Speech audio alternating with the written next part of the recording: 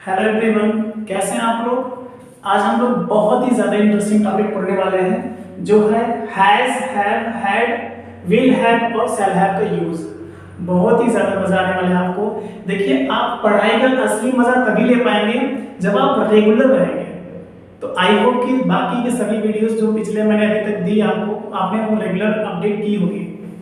देखते हैं इंट्रोडक्शन में परिचय या पहचान, इसकी पहचान कैसे करेंगे, बहुत ध्यान समझिएगा। जिस हिंदी वाक्य के बीच में, ध्यान से समझिएगा, अभी तक आपने पढ़ी वाक्य के अंत में कोई पहचान आती होगी, इसका पहचान बीच में है।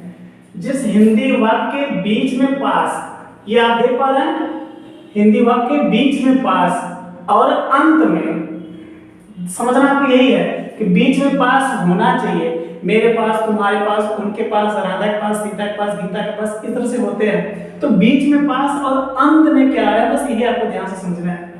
अंत में यदि है आता है, क्या है, बस इतना ही। फू और हो को नहीं समझना है। फू और हो इसे मार में आते हैं, हैज़ वर्ड में नहीं आते। तो सिर्फ वाक्य के अंत में यदि है आता है तो दो साइकिल लगेगी, हैज़ और हैव। ओके, यदि सिर्फ है आता है तो क्या लगाएंगे, हैज़ और हैव लगाएंगे। हैज़ और हैव का प्रयोग करते हैं, देखा आपने। अब हैज़ और हैव लगेगा कहां, ये भी देख लेते हैं।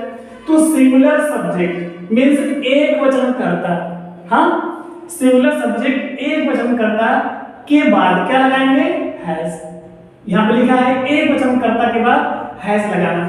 प्लूरल सब्जेक्ट आप देख पा रहे हैं अच्छे से ना, आप लोग भी देख पा रहे हैं, गुड। तो प्लूरल सब्जेक्ट के बाद हैव लगाना है, लिखा है बहुवचन कर्ता के बाद हैव लगाना है। समझ पा रहे हैं आप, समझिएगा पहले ध्यान से। हमने लिखा क्या है, हिंदी वाक्य के बीच में पास और अंत में है शब्द है। बीच में पास और अंत में है, तो मैं एग्जांपल से भी क्लियर कर दूंगा आपको, डोंट वरी। तो हैज़ और हैव को लगाना है। हैज़ लगेगा एक वचन कर्ता के बाद और हैव लगेगा बहुवचन कर्ता के बाद। तो एक वचन और बहुवचन क्या है तो आप समझ पा रहे हैं ना। पहले की वीडियोस आप देखेंगे तभी आप क्लियर कर पाएंगे। आप यदि कंफ्यूज हो तो प्लीज पहले देख लीजिए, ठीक। यदि अंत में था या थी आ जाए, थे नहीं आएगा इसमें, पकड़ेगा इसको, था या थी आ जाए तो हमें क्या लगाना, हैड का प्रयोग करना सभी कर्ता के बाद। मींस कोई भी वजह, मेरे पास एक गाय था, तुम्हारे पास बंदूक था, उनके पास दुकान था, कुछ भी सिर्फ था आ जाए तो बस I had, you had, we had, they had, Radha had, mother had, Sita had, father had, brother had, किसी की बात सिर्फ हैड लगा देना। ओके, या फिर देखिए बीच में पास और अंत में होगा, होंगी, होंगे आ जाए तो क्या करेंगे आप, केवल आई और वी के बाद शैल हैव। अभी इसके पहले की वीडियो में हमने विल बी शैल बी पढ़ा, तो विल बी और शैल बी कहां लगता है आप समझिए होंगे अच्छे से। तो जो विल बी शैल बी आप अच्छे समझ गए होंगे, मुझे लगता है विल हैव शैल हैव मुझे समझाने में बहुत ज्यादा मेहनत नहीं करना होगा।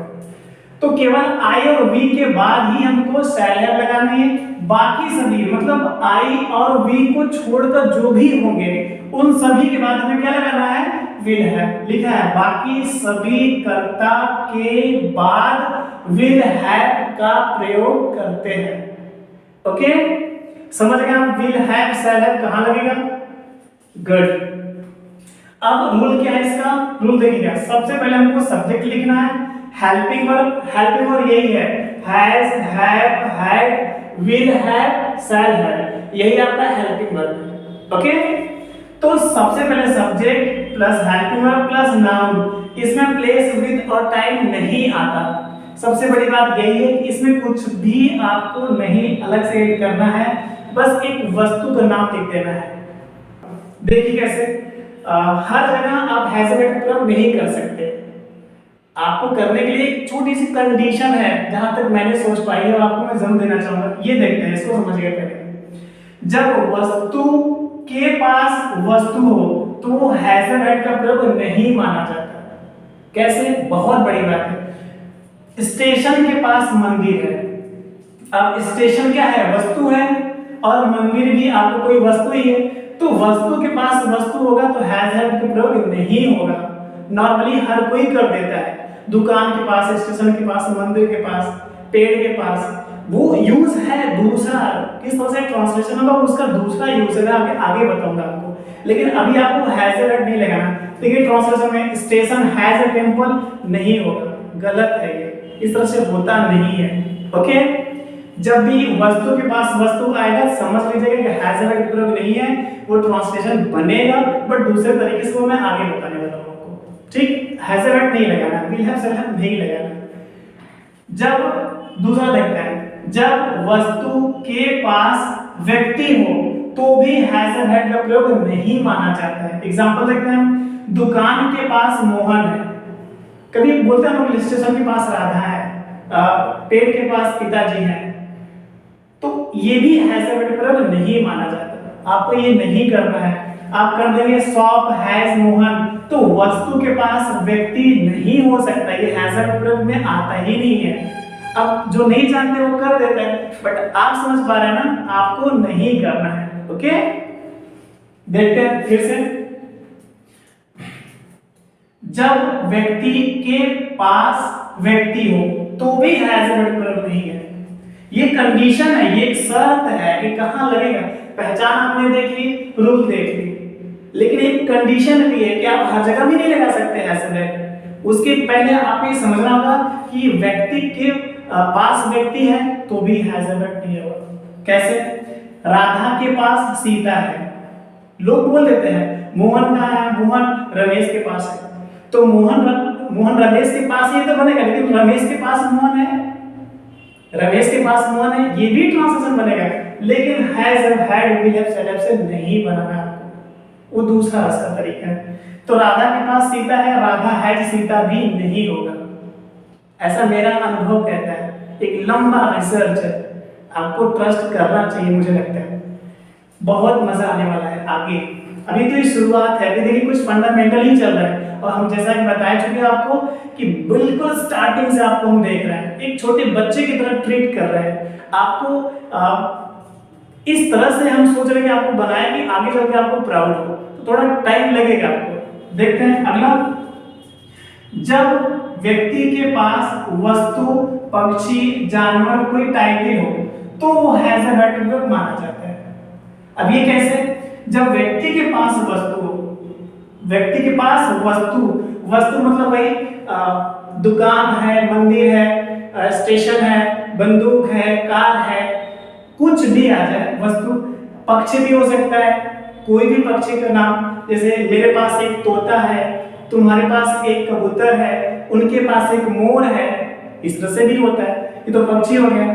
जानवर भी हो सकता है, मेरे पास एक गाय है, तुम्हारे पास एक घोड़ा है, आ रहा है समझ में? उनके पास कोई भी एक जानवर का नाम आपको दे देना है। टाइटल भी होता है, अब टाइटल में क्या क्या आते हैं ध्यान समझाओ। मेरे पास एक अध्यापक है, तुम्हारे पास एक डॉक्टर है, मेरे दो भाई हैं, या मेरे पास दो भाई हैं, तुम्हारे पास एक बहन है, इस तरह से बनते ही टाइटल में आते हैं। तो जब व्यक्ति के पास वस्तु हो, यहाँ पे देखना आपको, जब व्यक्ति के पास वस्तु हो, पक्षी हो, जानवर हो, कोई टाइटल हो, तो ही हैज एंड हैड का प्रयोग माना जाता है। कंडीशन हो गया, आपने पहचान देख ली, रूल देख लिया, कंडीशन देख लिया, शर्त देख लिया, आपने कहां प्रयोग करेंगे। ठीक, कृष्णा के पास बांसुरी है, तो कृष्णा हैज फ्लूट, ये होगा, ये ट्रांसलेशन बनेगा, इस तरह से बनते हैं। राम के पास धनुष है, राम हैज बो, ये बनेगा। मतलब व्यक्ति के पास वस्तु होना चाहिए, यही है ट्रांसलेशन, यही है हैज हैव हैड का यूज। आप समझ पा रहे हैं अच्छे से? आप लोग भी देख पा रहे हैं अच्छे से ना? देखते रहिए अच्छे से, गुड। अब देखते हैं, आप सोच रहे होंगे उठाएंगे कैसे, तो तुम्हारे पास, उनके पास, उसके पास, हमारे पास, मेरे पास, मेरे भाई के पास, राधा के पास, सीता के पास, मेरे पिताजी के पास, किसी की बात भी पास हो सकता है। अब आपको देखना क्या है कि पास लगाना तो है, उसके बाद ये देखना है कि या तो वस्तु हो, पक्षी हो, जानवर हो, या टाइटल हो। व्यक्ति के बाद ये चार चीजें हो सकती है।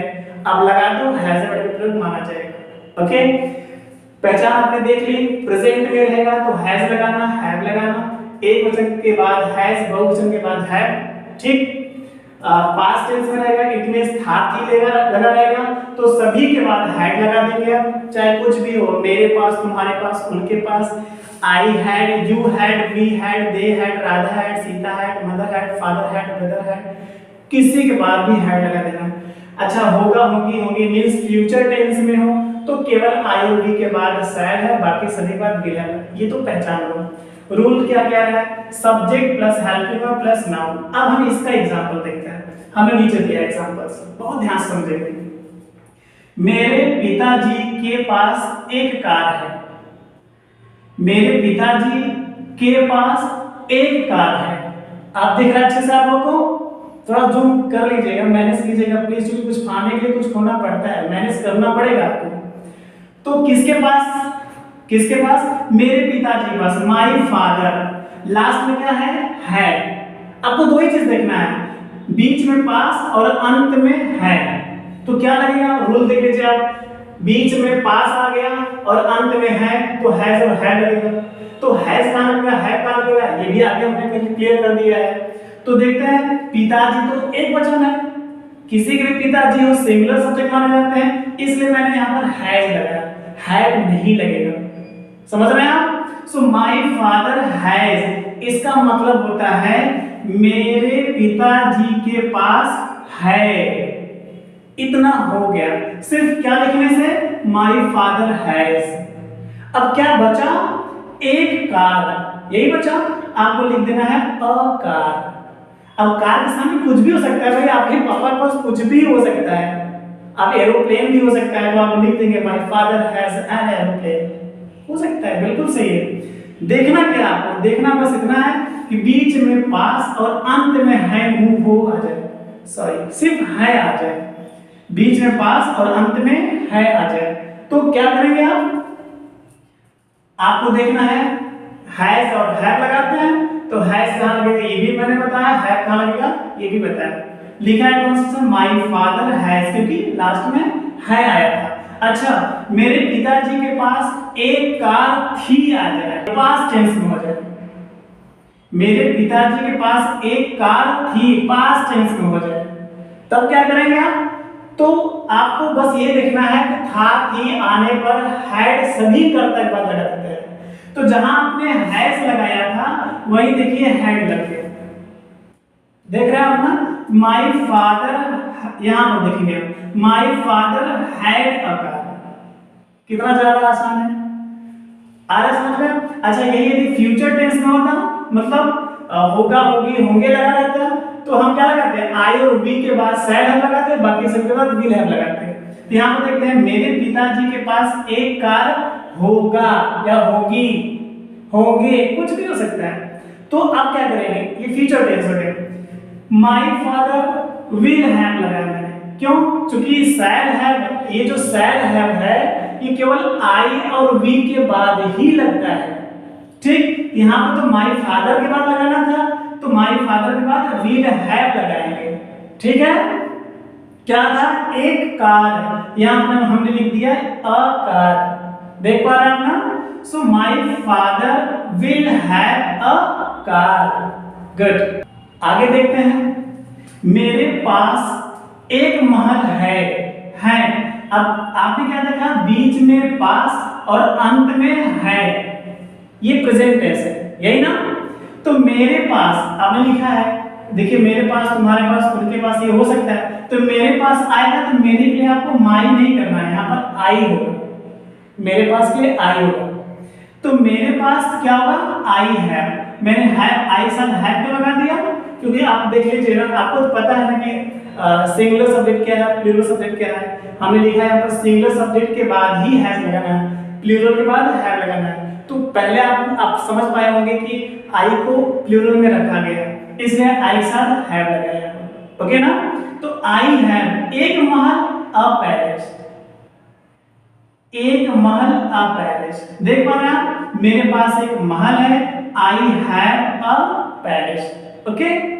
अच्छा, ये यहाँ पर था थी थे आ जाए, मतलब ये पास्ट टेंस में हो जाए, तब हम कैसे बनाएंगे, तो यहाँ पर जो हैव है वहीं पर हैड हो जाएगा, क्यों, क्योंकि रूल भी कह रहा है था थी होने पर हैड लगाते हैं सभी कर्ता के बाद, तो आई के बाद भी हैड लगा देंगे, देख रहे ना, आई के बाद भी हैड लगा देंगे। तो आई हैड अ पैलेस, मेरे पास एक महल था, मेरे पास एक दुकान था, मेरे पास एक कार था, हो सकता है।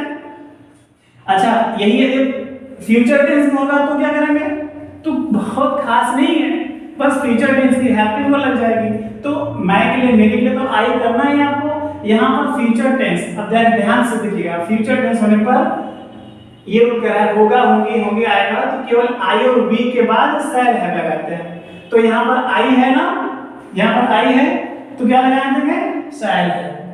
क्या लगा देंगे, शैल है। तो आई शैल हैव अ पैलेस, ये फ्यूचर टेंस की बात हो गई। ओके, अब एग्जांपल और देखते हैं। उनके पास बंदूक है, उनके लिए क्या होगा, दे। यहाँ पे ध्यान दीजिएगा, जब भी तुम्हारे पास आएगा तो तुम्हारे के लिए हमको योर नहीं लिखना है, हमको यू लिखना है, सब्जेक्टिव केस रखना है। सब्जेक्ट योर नहीं होता है, सब्जेक्ट यू होता है। उनके पास, उसके पास आएगा तो ही या सी करेंगे आप, उनके पास आएगा तो दे करेंगे आप। ओके ना, हमारे पास होगा तो वी करेंगे। मेरे पास के लिए आई, आपने यहां पर लिखा है मेरे पास तो आई है, ठीक ना। यदि मेरे भाई के पास हो जाए तो मेरे पास तो नहीं है, अब मेरे भाई के पास है तो यहाँ पर आई नहीं लिखेंगे, आई ब्रदर नहीं होगा, यहाँ पर माई ब्रदर हो जाएगा। ओके, राधा के पास तो राधा किसी नाम है, राधा हैज प्रेजेंट टेंस में। यदि पास्ट टेंस में होगा तो राधा हैड, और फ्यूचर टेंस में होगा तो राधा विल हैव। कर लेंगे आप। दूसरा देखते हैं, उनके पास बंदूक है तो उनके लिए दे होता है, बताया था आपसे, दे बहुवचन है इसलिए हैव लगा देंगे, क्यों, क्योंकि लास्ट में हैज, ये है प्रेजेंट टेंस में, प्रेजेंट टेंस में हैज और हैव लगती है, तो दे बहुवचन है इसलिए हैव लगा ना। सो दे हैव एक, देखिए बंदूक, यहाँ पर गन हो गया। बच्चों के पास खिलौने हैं, किसके पास है, बच्चों के पास, क्या होगा, चिल्ड्रन हैव। क्लियर, क्या है, सिर्फ खिलौने बचा है, टॉयज। अच्छा, यहीं पर बच्चों के पास खिलौने थे हो जाता तो, यहाँ पर थे होता तो क्या करते हो, तो कुछ खास नहीं था, सिर्फ चिल्ड्रन के बाद जहां हैव है यहीं पर हैड हो जाएगा। क्या हो जाएगा, हैड हो जाएगा। बच्चों के पास खिलौने होंगे, ये फ्यूचर टेंस हो जाएगा तो क्या करेंगे, फिर से वही चीज है, चिल्ड्रन विल हैव कर देंगे। मतलब टेंस ध्यान देना है अंत में, और बीच में ध्यान देना कि पास है कि नहीं, बीच में पास होना चाहिए और अंत में कुछ भी हो, has, have, had, will have, shall have, तो आपको लगानी है टेंस के अनुसार लगानी है। एक छोटा सा एग्जांपल और है, उसके दो भाई हैं। कभी कभी ये पास शब्द छिप जाता है। हाँ, लोग पूछते हैं तुम्हारे कितने भाई हैं, आप बोलते हो ना कि how many brothers have you, interview में बताएगा अच्छे से आपको। तो आप बोलते हो ना कि मेरे पास दो भाई हैं, हाँ मेरे दो भाई हैं, इस तरह से रिप्लाई होता है आपका। तो उसी प्रकार से उसके दो भाई हैं, उसके के लिए ही, उसके बाद चूंकि है प्रेजेंट टेंस में इसलिए मैंने हैज लगा दिया, दो भाई, टू ब्रदर। ओके, तो यहां पर यदि थी हो जाता, उसके पास दो भाई, उसके पास दो भाई थे, तो क्या हो जाएगा, उसके पास दो भाई थे तो ही हैड हो जाएगा यहाँ पर। उसके पास दो भाई होंगे फ्यूचर टेंस में, ही विल हैव हो जाएगा। तो टेंस के अनुसार तो आपको ये करना ही होगा। आई होप ये समझ में आ गया होगा। बहुत ही ज्यादा इंटरेस्टिंग टॉपिक है। मैं अगली वीडियो में आपको नेगेटिव्स का बताऊंगा, क्योंकि ज्यादा लंबा वीडियो ना हो, मुझे ये भी ध्यान देना है। तो प्लीज आप इसका स्क्रीनशॉट लीजिए, थोड़ा जूम करके देखने की कोशिश कीजिए, वीडियो भी जूम होता है ऐसा मैंने समझा है, तो प्लीज आप इसको करिए। आई होप कि आप समझ पाएंगे। All the best, thank you.